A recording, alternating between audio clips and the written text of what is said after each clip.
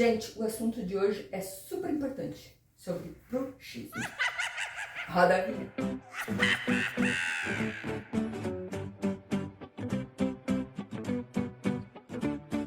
Olá! Para quem é novo no meu canal, eu sou a doutora Luciana Maggi e sou ortodontista e sou Invisalign Doctor.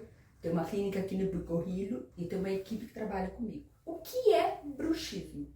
O bruxismo é o ato de ranger os dentes à noite involuntariamente. Acontece em adultos e em crianças. Você não percebe que você está rangendo os dentes à noite. Então é assim, o bruxismo é você range os dentes e você começa a ter dor de cabeça, dor no pescoço, músculo da face. O bruxismo, se não for tratado, ele pode virar um tratamento de canal. Como você percebe aqui, você vê que tem uma parte exposta já. Então, o bruxismo tem que ser tratado já de início para não ser um grau mais elevado do bruxismo. Quais são os tratamentos?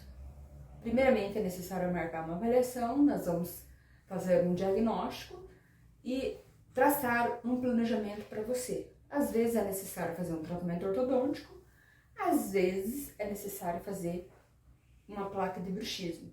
O ideal é uma placa de bruxismo, mas cada caso é um caso. E se você ficou com alguma dúvida, deixe aqui nos comentários que eu irei te responder com o maior prazer. E não se esqueça de dar muitos likes e se inscrever no meu canal. Um grande beijo!